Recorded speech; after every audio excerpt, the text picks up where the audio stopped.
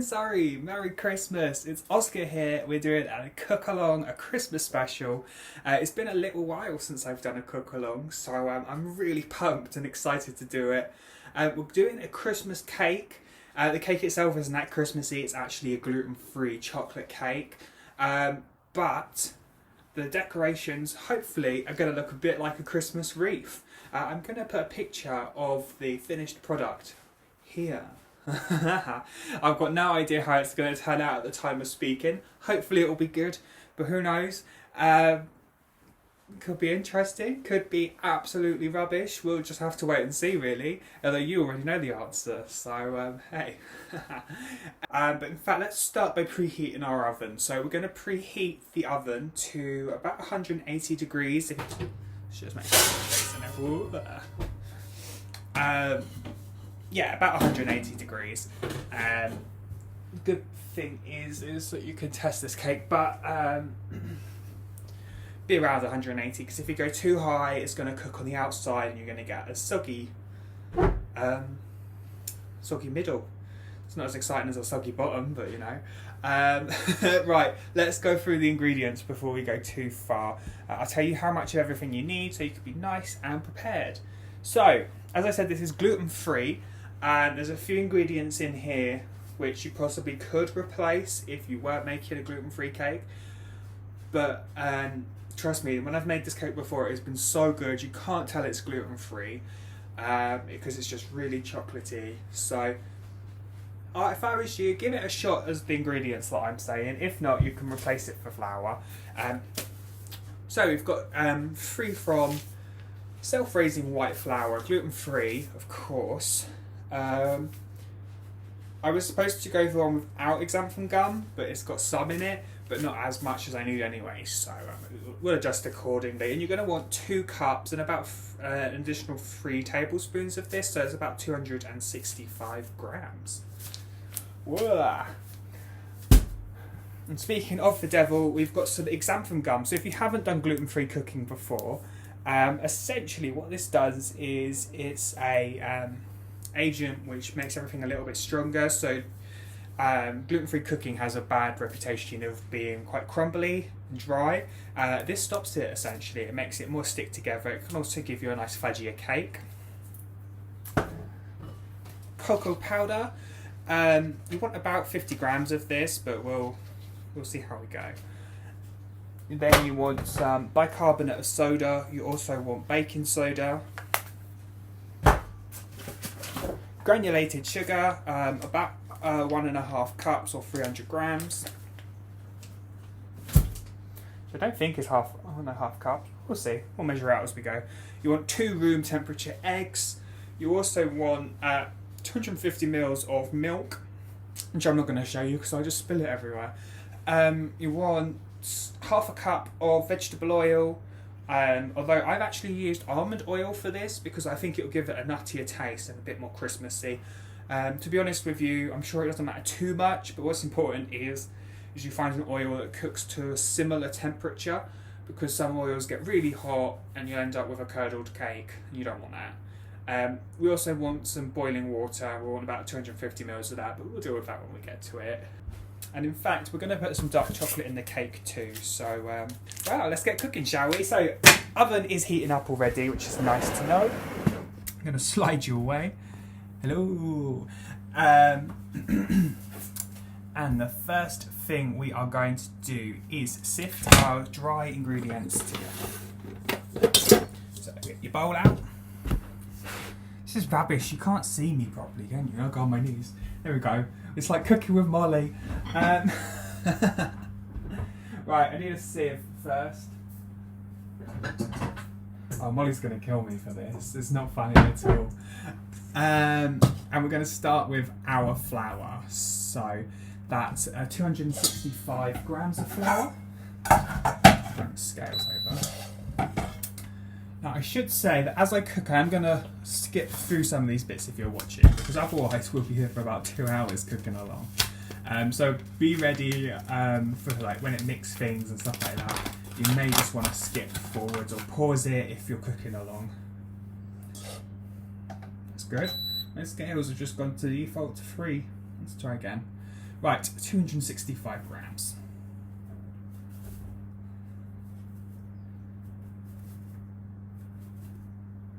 Oh, we're getting there.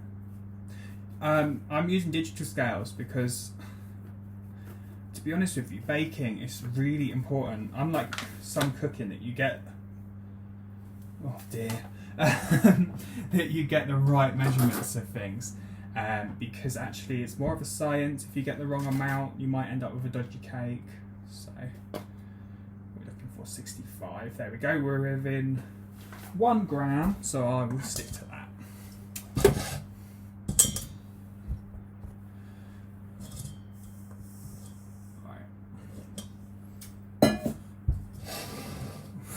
Throw this in. I keep looking at myself and realising that I'm on my knees and looks really pathetic, but it's easier because then you can see everything if I'm down here.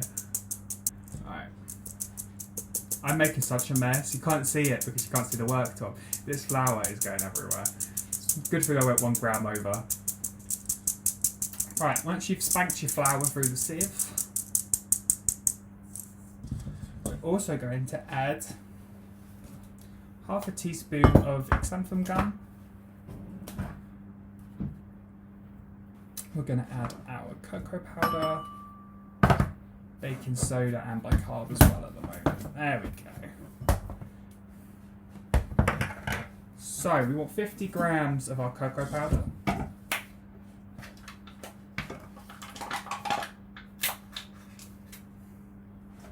Whoops. You never realise it's 50 grams seems like such a little amount of cocoa powder, but then when you look at how much has actually just come out of this tub, it's quite a lot of cocoa powder. We'll sieve that in too. We don't want any lumps in this mixture.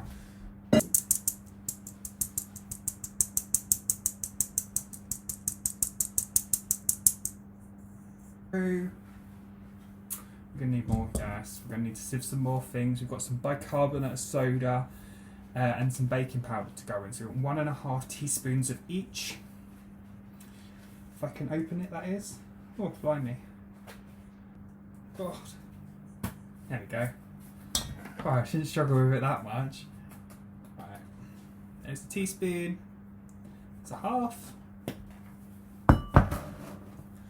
Now we've got the same struggle with the bicarbonate of soda. See, this feels like a science experiment. I'm expecting this to all pop out the top of a volcano. Do you know what? There's something better than just making a mess whilst you're baking. It's fun.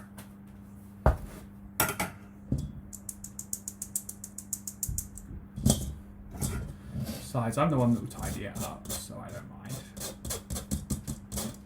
The last few lumps. Right, now we're going to grab out a little spoon.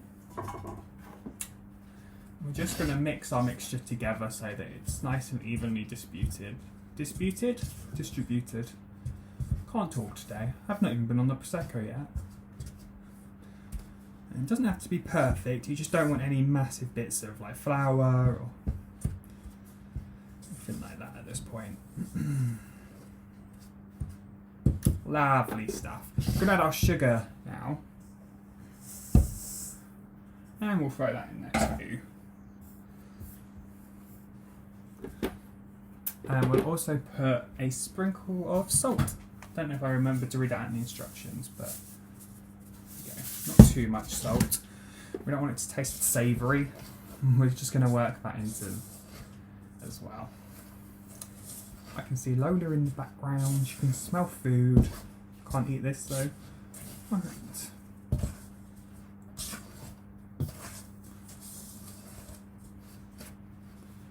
Right, so at this point you should have quite a nicely evenly distributed chocolatey powder. Like so. And what we're going to add to this is the milk, eggs and sunflower oil. Now I'm going to mix all of these together into one bowl first so that we can slowly add it to the mixture and not drown it and end up with lumps. So, got got my milk in this bowl. Gonna pop in my vegetable oil. Now, if you're struggling to keep up or you've forgotten the ingredients, I am going to put this whole recipe in the description because I realise I'm going a little bit fast. You just check. I can't remember how many eggs. I need 2 eggs into this. Right.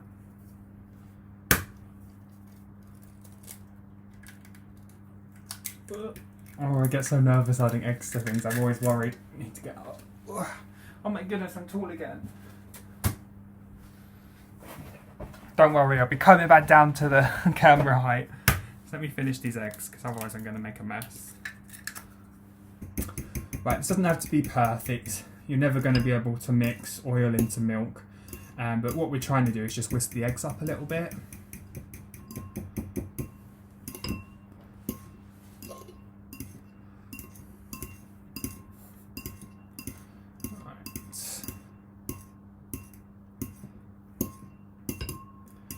Okay, it's good enough for now.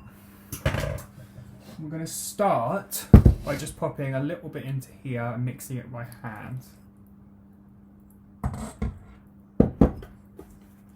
The reason we're doing that, as you'll see in a moment, is I don't want there to be a huge flour explosion when I turn my whisk on. So now, I don't have very good speed control on my electric whisk, so I prefer, I need a fork actually, to start this off by hand and then add to it. Right. It's fine, I think, we hope. We'll see if there's a big mess. Right. Jump. Go. Right, that's clips into place. It's important not to add the whole thing at once.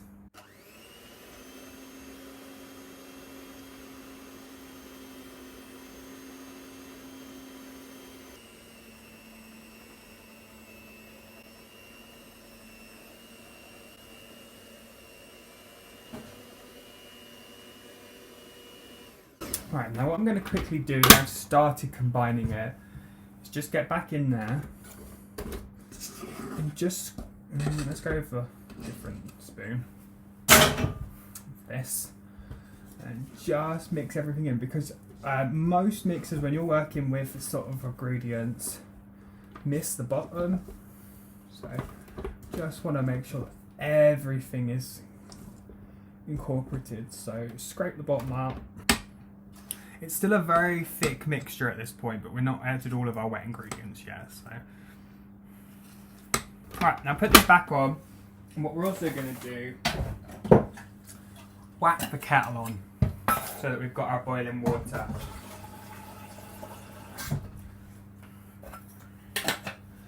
Now at this point, I am going to pause the recording, and when we join back, I'll be adding the water.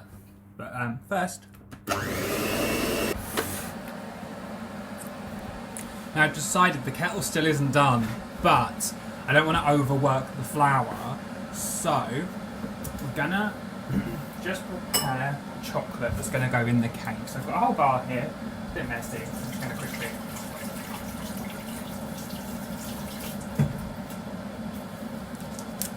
quickly rinse the wrapper. It's going to get noisy, I'm afraid. I'm going to grab a rolling pin.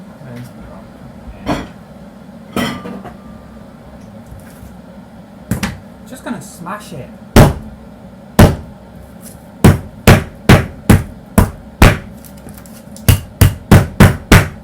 Doesn't have to be too perfect.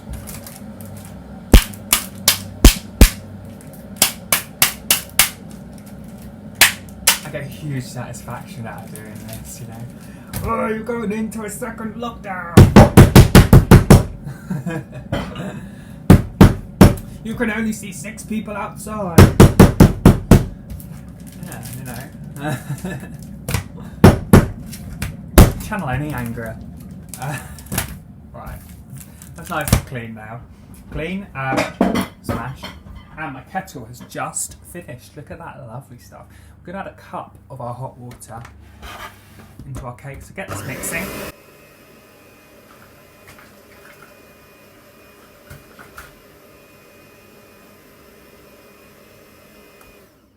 Because this is such a thick mix, it actually climbs up the whisk, so I have to be careful. You don't want to get splashed by hot water either, so.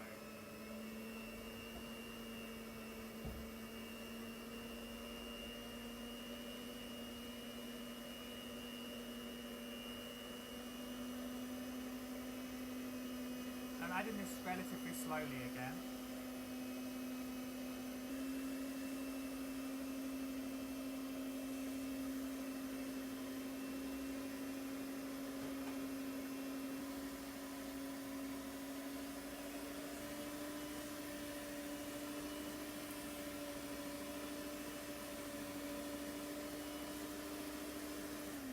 So what you're doing is you're whisking this until you get a nice runny mix, almost like a hot chocolate. And you don't want this to have any lumps in it at the moment. So if you need to keep mixing for a while, just keep going, it's fine.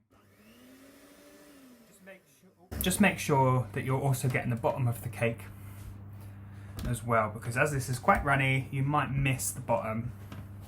What I'm also going to do in the next sort of section, I'm covered in chocolate, this is so messy. Is I'm going to add my dark chocolate and also a couple of drops of vanilla extract.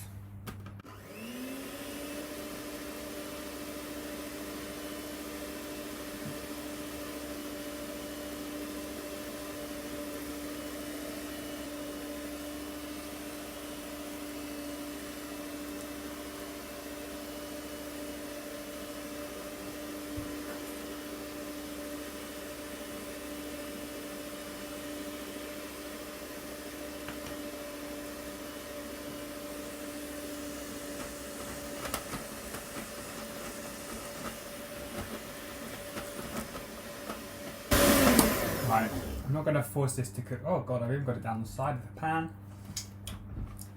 It doesn't really like being combined with the chocolate. I'm going to be honest with you, the chocolate is going to sink, but that's good because the cake tin is going to all be towards the top, so it's going to look a lot nicer. It doesn't matter too much. I'm just going to finish combining it by hand really quickly. Now I should say, if you were to taste this mix now, it's going to taste really powdery. Don't worry, it's not going to taste like that when it's cooked. Just, you know, we've put so much powdered ingredients into this already. That's why. Right. What I'm going to do now is grab the cake tin. So, for the purpose of this, I have a cake tin like this. Traditionally, obviously not used for this sort of cake, but we're going to be designing this like a wreath, so I'm going to be using this. If you just have a standard cake tin, it's absolutely fine. You can still follow this tutorial because we're going to be, well, we're not going to be, you could be cutting the middle out if you wanted to, or ice the whole thing separately and then just follow the decorations that I do afterwards, alright. I'm just going to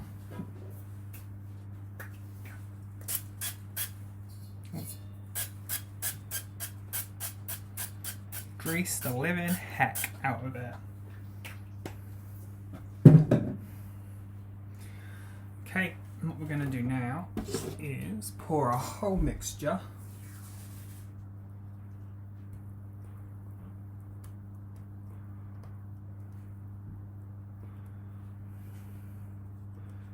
into the cake tin. Now you could split this into 2 cake tins if you really wanted. Pop that in to your preheated oven. Out the way, Lola.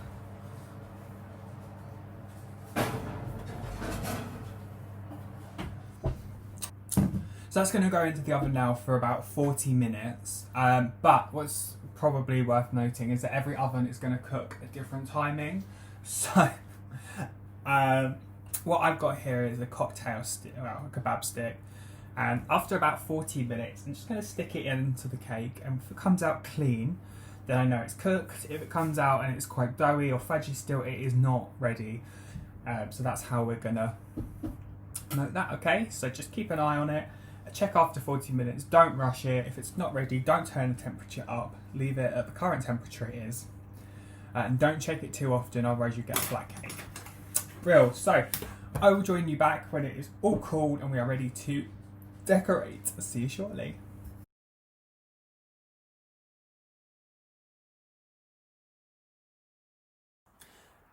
Cool, so we're back. It's been 40 minutes plus cooling time. So I have a nice cool cake here that's at room temperature. As you can see, it's come out of the tin nicely. It's got a few cracks, but it doesn't matter too much. I have already sliced the bottom of it slightly so that it's a more flat cake.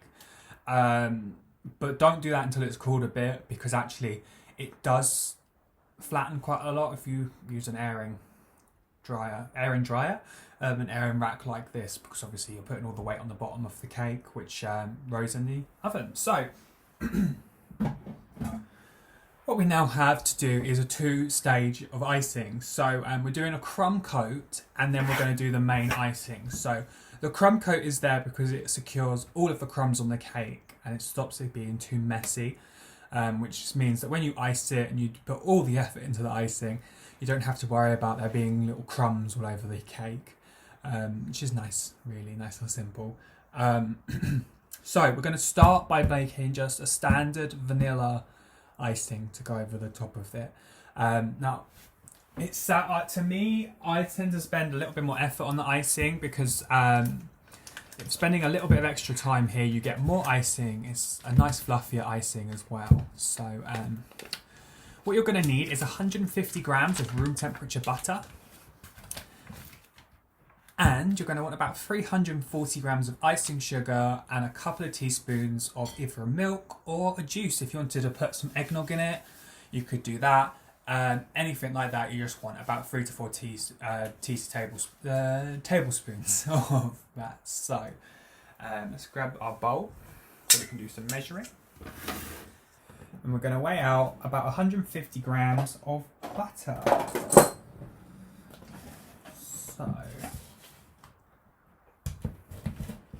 pretty sure it's just over half a bar.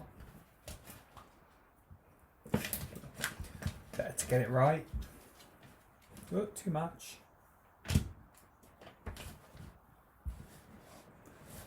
we go, 150 grams. And we're going to pop that into there. And we're just going to cut this into a few lumps as well. Now, the reason we're breaking it up is just because it whips easier. That's all it is. You're going to put your mixer on a medium to high speed. And you're just going to let this whip for a total of 5 minutes, okay? It might seem like it's excessive, but it's going to get lots more air into the butter. And it's also going to mean that it goes a much lighter colour.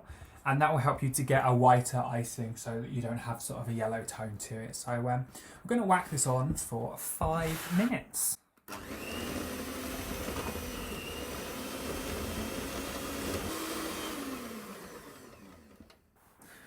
Cool, so as you can see, we've now got a butter that looks like this in comparison to this. It's not gone much lighter, but there is a little bit lighter. It's more visible in person. A bit of a pain, but hey ho. So what we're now going to do is we're going to add some of the icing sugar. So we're going to measure out 350 grams.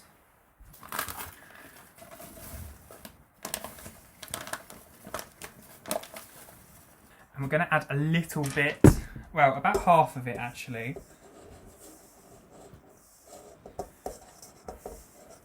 For now. And we're just going to hand mix the first part so that we don't get flour flying flour icing sugar going absolutely everywhere. Right, that's good enough. We're going to whack this on and you're going to want to leave this for another 5 minutes mixing, okay?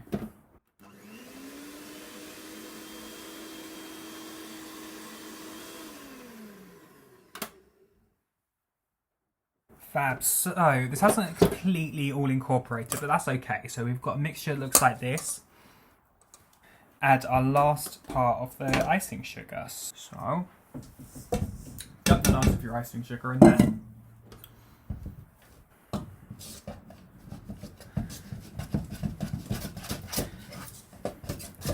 Now, we're not trying to incorporate this completely yet again, so give it a nice mix in. You're probably going to end up with something which is a really thick consistency like this at the moment. Now what we're going to do is incorporate some flavour and most importantly a liquid. So I'm going to do this in teaspoons and then I can always add more. So I want a teaspoon of vanilla. I want about 3 teaspoons now of milk. Oh, that was probably 2.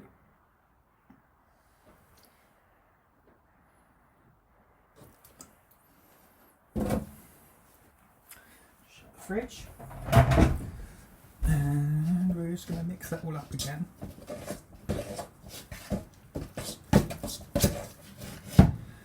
And at this point it should all be incorporated. It's probably still quite thick, but that's okay.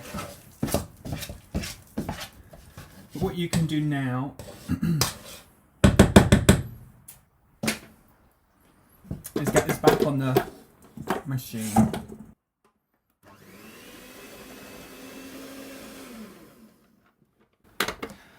Right, this has been on the go for a little while. It's a nice light icing we've got here. It is ready to go. I'm just going to give it one final mix around with a spoon.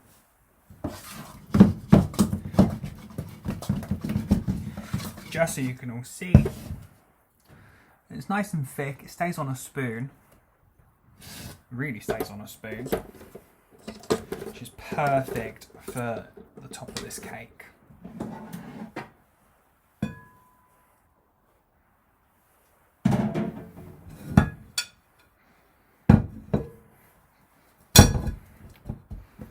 There we go, that's nicely on a plate. Now, if you don't have one of these, it really doesn't matter, but I'm going to be popping my cake on a spinning wheel. Hang on.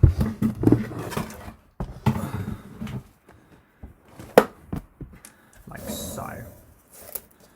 Now what this does is it just makes it easier for me to move around the cake when I'm icing it. People use different tools for icing a cake. I'm going to start with this fish knife and then move in with something else if I need to. I'll start from the bottom of the cake. You just want to get a nice layer, as smooth as you can, of icing. Don't worry if you make a mess, you can tidy the plate up.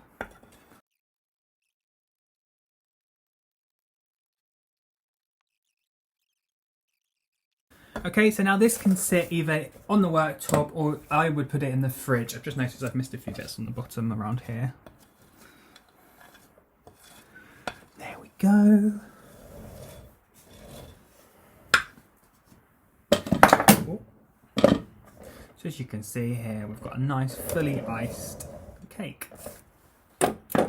Great, so whilst that is in the fridge, we're going to start by making a couple of different greens and a red for our icing. So we're going to use up the rest of the icing we've got here, which because it's nice thick icing, to make some flowers.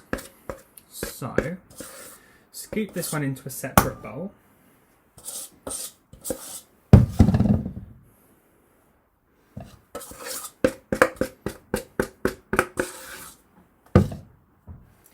Set that to one side.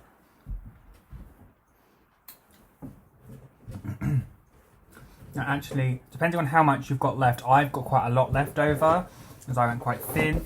You might not have as much, and I'm not going to use all of what I've got here. I'm actually going to take a little bit out. But I'm going through my box. This is my box of colours here. You want a nice rose red sort of colour. Here, this is my red. It's a bit messy. We'll take the lid off. I'm going to start dyeing everything now. And there's the spoon. I'm going to take a bit out of here, which we don't need as much. And in this bowl, using the end of the spoon, And just mixing that colour in nicely.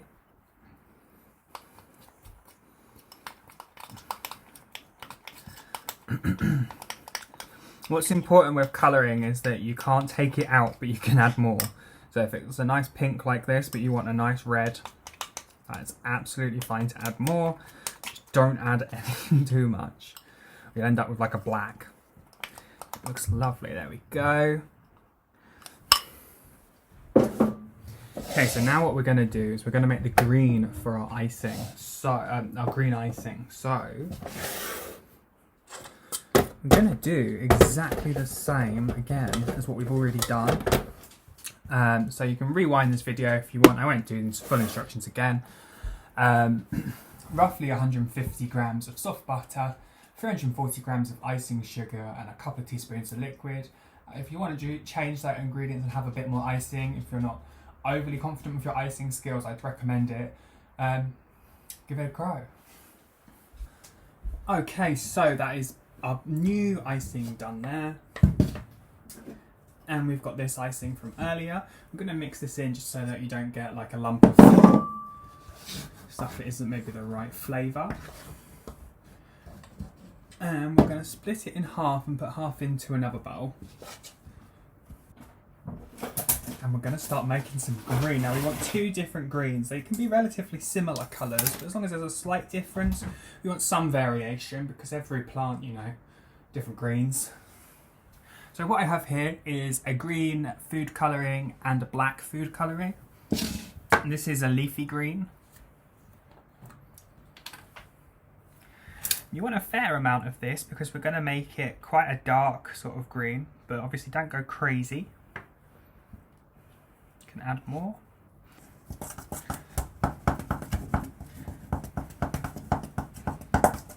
So this is what I've got, and I've ended up with quite a neon looking green, which isn't that great. So we're going to add some black into this as well.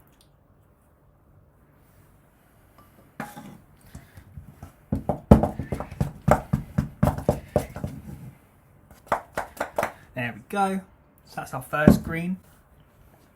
And camera doesn't really pick up the colours that well. It's not as minty green as it looks. Right, and then with this one we're going to do the same, but we just want a slightly different colour. I'm going to try using a bit extra green. Just clean the spoon off.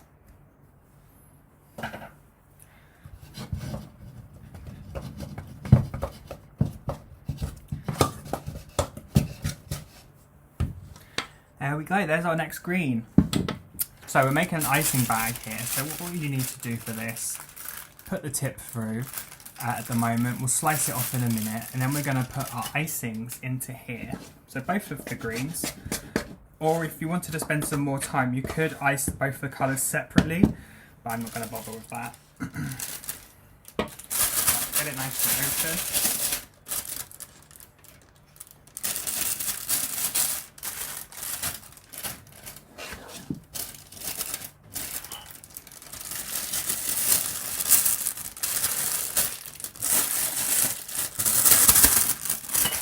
It's quite awkward to get these in the bag, I'm not going to lie to you. I sometimes find it easier to put it over a glass, but I'm not doing that this time. If you can't get all the icing in, just start with what you can for now. Okay, we're going to push that all through. Now, don't worry, you're going to end up with an air bubble because we haven't cut it yet. That's absolutely fine. Right.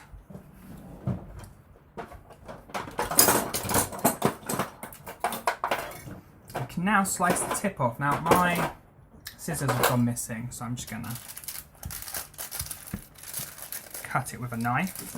Oh. So you can now, once you've got this bag like this, you can slice the tip off the icing. So, icing bag. So what we need to do is put it on the chopping board. Just slice the tip off, and it needs to be big enough that the whole icing tip can fit through.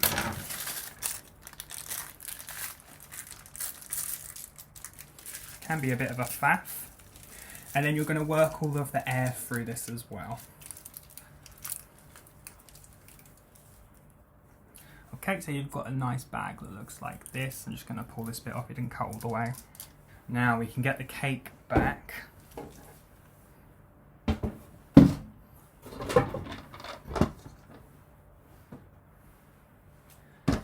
Ta-da!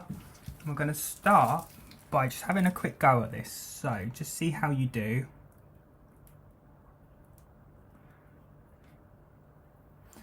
Okay, so it's just holding it and moving it away as you go.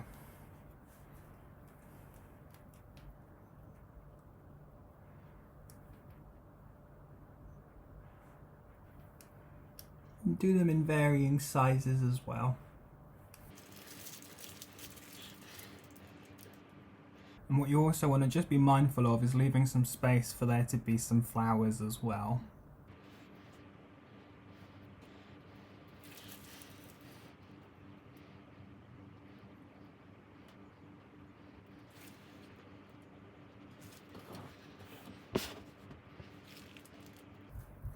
Okay, now we've got to a place where I'm going to want a flower, so what I'm going to do is this.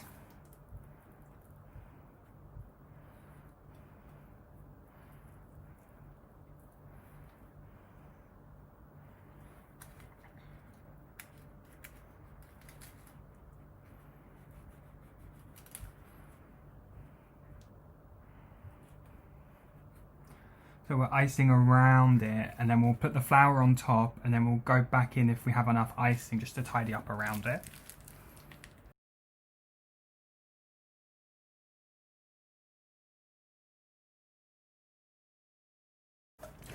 Right, so that's the first part there. So that's our base flower, base of petals, whatever they're called, leaves, got there in the end.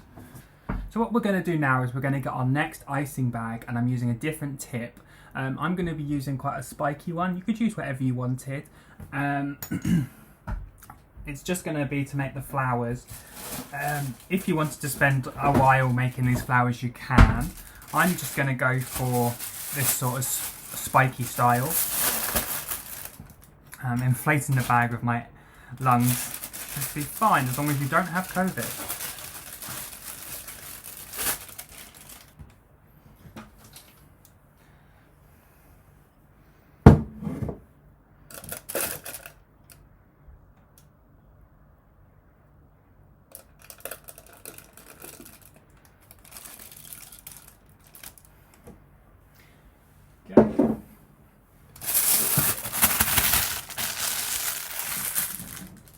So as last time, there's a rather large air bubble, so that's fine.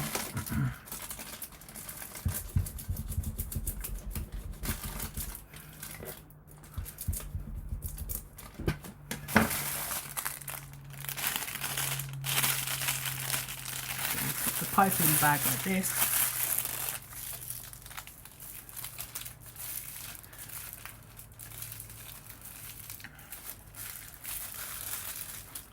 Now you could do different types of flowers if you wanted. I'm going to start by doing a swirl and just deciding how that looks.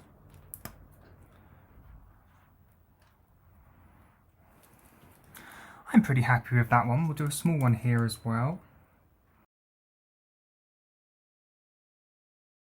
And we may as well add a couple small ones as well, which to do that we're going to hold it in the same spot, wait until it pushes out a bit. So,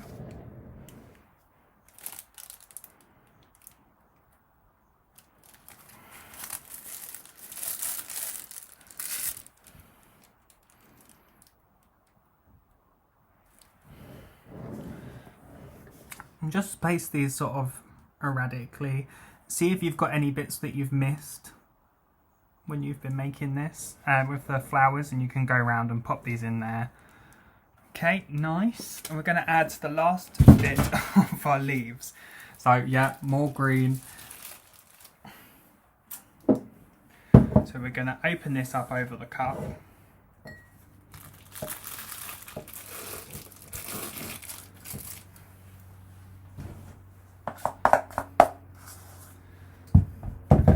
give it a good hold. You can push it right down. We're not going to need any more green after this, so it's alright. Now this last green is also to fill the middle bit if you haven't done that.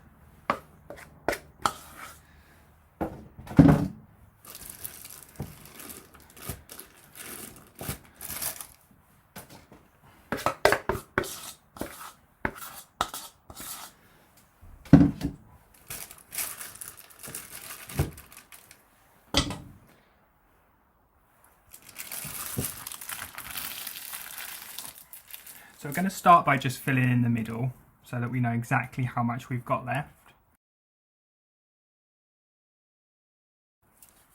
Fab, so now all we're doing is just adding some texture. So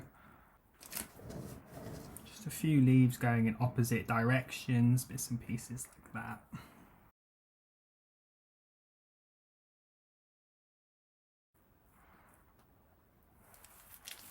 Okay, right, don't go too insane, otherwise it will look crazy. Not that it doesn't already.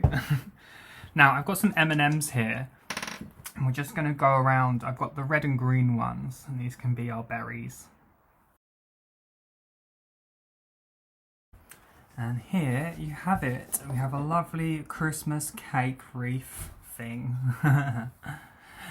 If you wanted to, you could sprinkle some icing sugar over this so it looks like it's a Christmas one, like it snowed on it, or if not, you wouldn't hang it on your door, but you're definitely ready to have a slice. Thanks for watching, everybody. Have a lovely Christmas and speak to you soon.